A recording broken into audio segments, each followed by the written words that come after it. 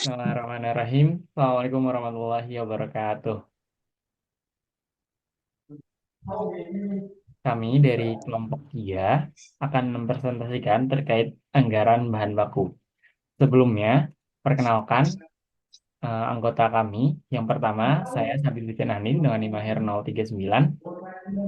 Saya Haikal Marcelo Pereira dengan NIM akhir 001. Oke, baik. Untuk presentasi pada kali ini, ada 5 yang akan kami bahas. Yang pertama pengertian, yang kedua tujuan, yang ketiga macam-macam anggaran bahan baku, yang keempat SWOT analysis, dan yang kelima statistik. Kita mulai dari pengertian. Anggaran bahan baku adalah penganggaran yang memuat perincian tentang banyaknya bahan baku diproses pada kegiatan pemproduksian. Bahan baku dalam pemprosesan produksi terdiri dari dua macam, yakni bahan baku langsung dan bahan tidak langsung. Penganggaran ini mencakup semua anggaran yang berhubungan dengan perencanaan memuat lebih terperinci mengenai penggunaan bahan baku untuk proses produksi selama periode yang akan datang. Anggaran bahan baku itu sendiri dibagi menjadi dua, yaitu bahan baku langsung merupakan bagian dari produk jadi yang biayanya dengan mudah dapat ditelusuri dari biaya produk tersebut. Bahan baku ini sifatnya variabel. Lalu, bahan baku tidak langsung merupakan bahan baku yang dipakai dalam proses produksi, tapi biayanya sulit ditelusuri dari biaya produk tersebut. Anggaran bahan baku hanya merencanakan kebutuhan dan penggunaan bahan baku langsung. Bahan baku tak langsung akan direncanakan dalam anggaran biaya overhead pabrik. Oke. Nah, jadi tujuan anggaran bahan baku itu pertama ada kontrol biaya, mengelola dan mengontrol pengeluaran biaya bahan baku untuk memastikan penggunaan yang efisien. Yang kedua ada menjamin kelancaran produksi, memastikan ketersediaan bahan baku yang cukup sehingga proses produksi berjalan tanpa hambatan. Yang ketiga ada menghindari kelebihan persediaan, mengatur persediaan bahan baku tetap optimal dan tidak mengalami penumpukan yang berlebihan, sehingga meminimalkan biaya penyimpanan. Yang keempat ada perencanaan keuangan yang efektif, membantu perusahaan dalam merencanakan arus kas yang berkaitan dengan pembelian bahan baku. Oke. Kita masuk kepada macam-macam anggaran bahan baku. Yang pertama, ada anggaran bahan baku, anggaran kebutuhan bahan baku. Perencanaan anggaran jumlah bahan baku yang diperlukan untuk keperluan produksi pada satu periode pada satu periode anggaran. Secara terperinci pada anggaran kebutuhan bahan baku ini harus dicantumkan jenis barang yang jenis barang jadi yang dihasilkan, jenis bahan baku yang digunakan, bagian-bagian yang dilalui dalam proses produksi, dan standar penggunaan bahan baku atau bisa disingkat SP atau SUR dalam bahasa Inggris. Kita langsung masuk ke contoh. PT Sumberwangi memproduksi dua macam barang, yaitu barang A dan barang B, dengan menggunakan bahan baku X, Y, dan Z. Rencana produksi 6 bulan mendatang adalah sebagai berikut. Jadi, tadi Sumberwangi itu memproduksi barang A dan B, dan rencana produksinya pada 6 bulan mendatang itu sebagai berikut, dengan kebutuhan bahan baku untuk barang A, bahan baku X butuh 2, bahan baku Y butuh 3, dan bahan baku Z butuh 3. Sedangkan untuk barang B, bahan baku X butuh 3, bahan baku Y butuh 2, dan bahan baku Z butuh 1. Lalu, kita menyusun anggaran kebutuhan bahan baku PT Sumberwangi sebagai berikut, dengan dibagi menjadi dua kolom besar, yaitu barang A dan barang B. Misalkan contoh barang A, Januari itu ingin produksi 11.000. Ini dibagi untuk kebutuhan bahan bahan baku X-nya itu 22.000, untuk bahan baku Y-nya itu 33.000, dan bahan mentah Z-nya 33.000. Jadi untuk kebutuhan produksi, total produksi barang A pada 6 bulan kan 72.000. Dan untuk bahan mentah X pada barang A itu totalnya 144.000, pada bahan mentah Y 216.000, dan bahan bahan baku Z itu 216.000. Sedangkan pada barang B eh, dengan total produksi yang diinginkan itu 52.000, bahan baku X yang dibutuhkan itu totalnya 156.000, bahan baku Y yang dibutuhkan 104.000, dan bahan baku Z yang dibutuhkan 52.000. Jadi total untuk bahan baku yang dibutuhkan untuk barang A dan barang B, untuk bahan baku X itu total yang dibutuhkan 300.000, bahan baku Y itu 320.000, dan bahan baku Z itu 268.000. Oke. Selanjutnya ada anggaran biaya bahan baku. Anggaran biaya bahan baku adalah anggaran biaya bahan baku yang digunakan dalam proses produksi dalam satu periode anggaran.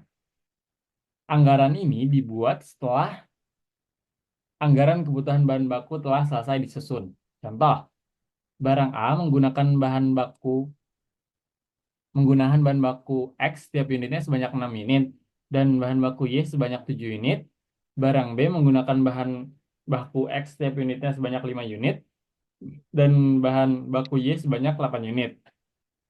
Harga bahan baku X adalah 10 perak, dan bahan baku Y adalah 20 perak. Susunlah anggaran biaya bahan baku yang habis digunakan untuk triwulan 1 dan 2 tahun 2022.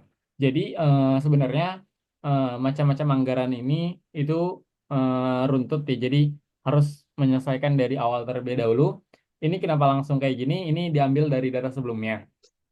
Namun karena sumber yang menggunakan yang berbeda, jadi kita langsung ke sini aja. Itu misalkan contoh di sini udah ada ya. Ini kita pakai yang ini terus dipindahin ke sini. Tambahannya adalah di harga dan total yang dibutuhkan. Contoh pada barang A triwulan 1 itu butuh 60.000 unit dan butuh bahan baku X itu 60.000 unit, dan pada triwulan 2 itu butuh bahan baku X 78.000 unit. Jadi untuk barang A membutuhkan bahan baku X totalnya 2 triwulan itu 138.000 unit. Dengan harga 10 perak itu tinggal dikali 60.000 dikali 10, 600.000, dan 78.000 dikali 10, 780.000. Jadi total bahan baku X yang dibutuhkan pada triwulan 1 dan triwulan 2 barang A itu 1.380.000 unit. Begitu pula dan yang lainnya. Jadi total eh, total mana ya? Total. Oke. Jumlah bahan baku X yang dibutuhkan untuk barang A dan barang B itu 299.000 unit dengan harganya masing-masing ya. Seperti itu. Next ada anggaran persediaan bahan baku. Anggaran persediaan bahan baku itu menentukan jumlah persediaan bahan baku yang ideal di awal dan akhir periode untuk menjaga kontinuitas produksi. Pada dasarnya, kebijaksanaan tentang penilaian persediaan dapat dikelompokkan menjadi dua, yaitu kebijakan FIFO, first in first out, yaitu bahwa bahan mentah yang lebih dahulu digunakan untuk produksi adalah bahan baku yang lebih dulu yang masuk ke gudang. Jadi FIFO ini ketika bahan baku ini lebih pertama masuk, maka dia akan pertama keluar. Sedangkan yang ada kebijaksanaan LIFO, yaitu last in, first out, yaitu bahwa bahan mentah yang masuk ke gudang lebih terakhir justru dipakai untuk menentukan nilai bahan mentah yang digunakan dalam proses produksi.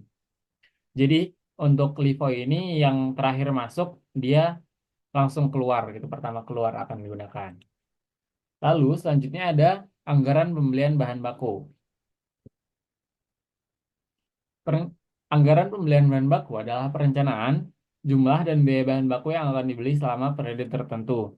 Berikut ini adalah konsep pembelian yang paling ekonomis atau biasa disebut Economic Order Quantity atau EOQ. Contohnya, PT Buana memperkirakan kebutuhan bahan mentah selama tahun 2006 adalah 1.800 kilogram.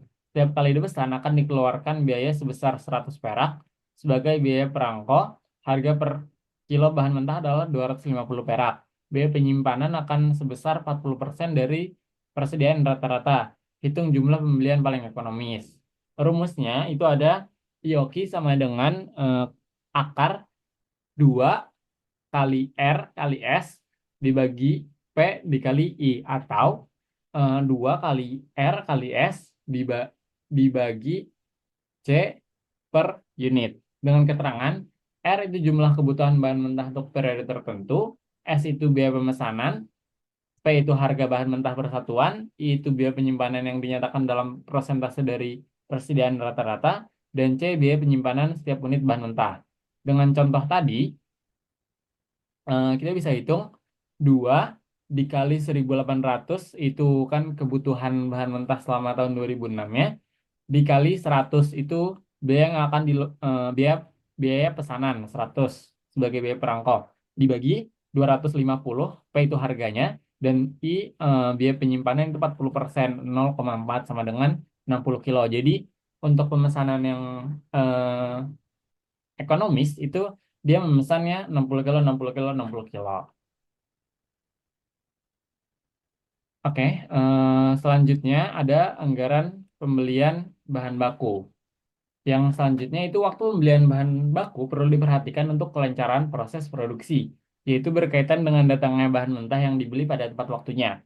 Ada dua faktor yang perlu diperhitungkan sehubungan dengan waktu pembelian bahan mentah, yaitu pertama, lead time adalah jangka waktu sejak dilakukannya pemesanan sampai saat datangnya bahan mentah yang dipesan dan digunakan.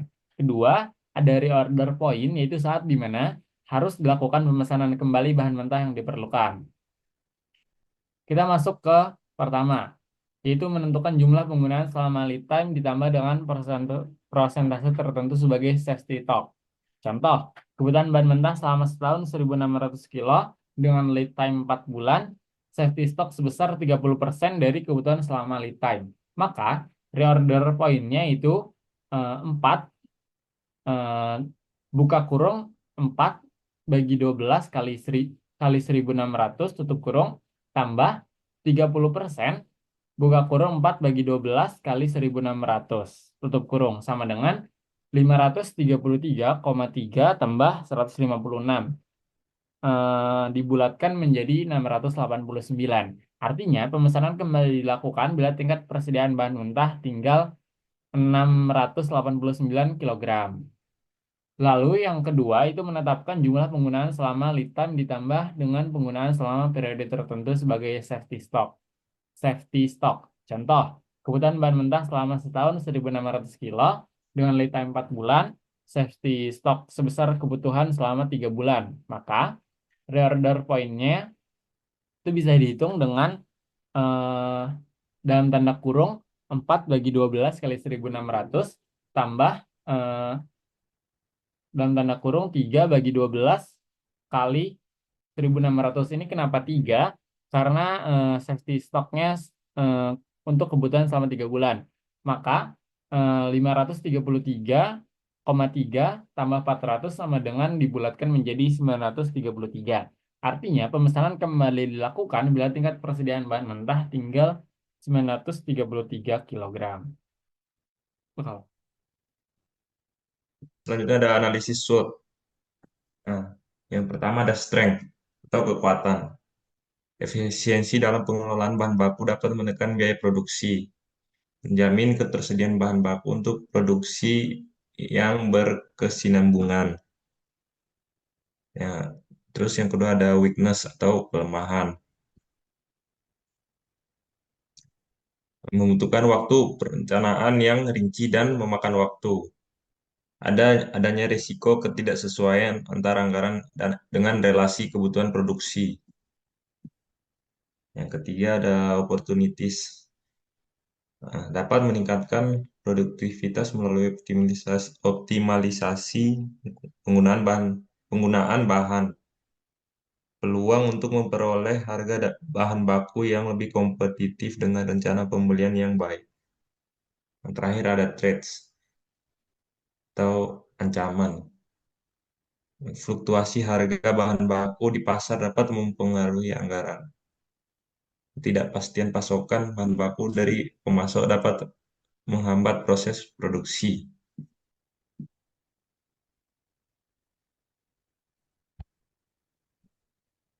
Nah, selanjutnya ada statistik.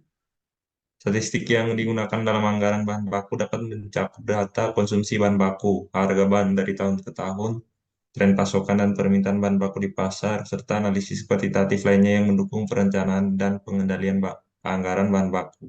Statistik ini juga berguna untuk mengevaluasi dan memperbaiki anggaran di masa mendatang agar semakin sesuai dengan kebutuhan produksi dan kondisi pasar.